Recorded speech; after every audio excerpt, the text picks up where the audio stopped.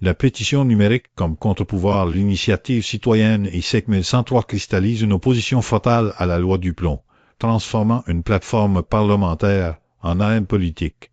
La publication d'une post sur les réseaux sociaux mêlant des hashtags évocateurs santé, climat, pollution, un appel au partage, signale une mobilisation citoyenne exploitant les canaux numériques pour contester une proposition législative. Cette action, centrée sur la pétition I-5103 hébergée sur la plateforme officielle de l'Assemblée nationale, dépasse la simple signature en ligne pour devenir un acte de communication virale. L'urgence perçue, encapsulée dans le slogan du plomb non cesse non, traduit une défiance envers un texte perçu comme une régression sur des enjeux sanitaires et environnementaux majeurs.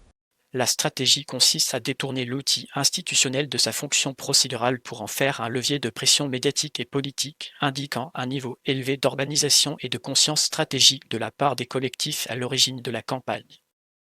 Elle infrastructure de la participation sous surveillance, la technocratie de la consultation en ligne repose sur un écosystème de traçage obligatoire et optionnel façonnant l'expérience démocratique. La plateforme pétition. Essai binational FR, bien que dédié à la participation citoyenne, est architecturé autour d'une infrastructure de cookies et de traceurs qui conditionne son fonctionnement et mesure son audience. Les cookies obligatoires, comme Decidim Session, sont présentés comme indispensables au maintien technique de la session d'un auteur identifié, garantissant la sécurité et l'intégrité du processus de signature. Cette nécessité technique crée une tension intrinsèque entre la fluidité de l'expérience utilisateur et la collecte de données de connexion.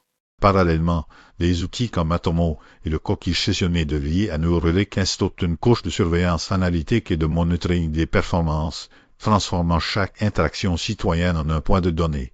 Ce cadre technologique, décrit dans les mentions légales, pose la question de la transparence et du consentement dans un espace numérique dédié à l'expression d'un droit démocratique fondamental. Et l'écosystème stratégique de la mobilisation, la viralité du hashtag du plomb non cesse non opère une synthèse entre enjeux sanitaires, arguments climatiques et critiques politiques pour maximiser l'impact. La campagne contre la loi du plomb ne se limite pas à un rejet monolithique. Elle construit un récit stratégique en superposant plusieurs registres d'argumentation pour élargir sa base de soutien. Le volet santé cible directement les implications toxicologiques et épidémiologiques potentielles de la loi, visant à alerter le grand public et les professionnels de santé. L'angle climat et pollution élargit le cadre à un enjeu planétaire systémique, connectant la proposition législative française aux débats globaux sur la transition écologique.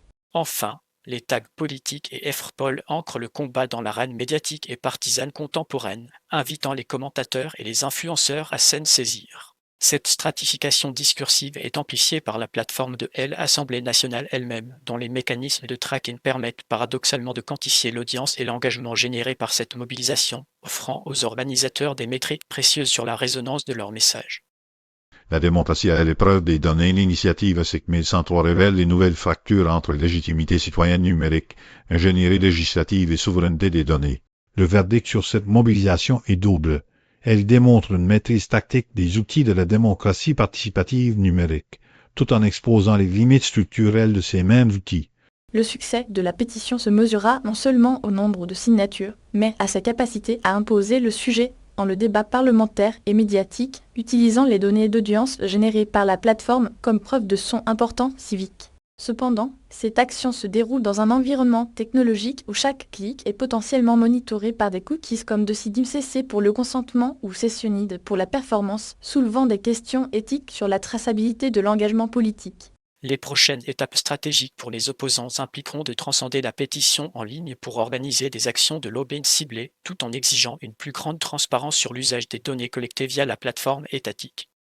Le risque principal réside dans la dilution de l'impact si le débat reste confiné à l'espace numérique sans conversion en pression politique tangible, tandis que l'opportunité est de cristalliser une coalition durable autour des enjeux santé-environnement.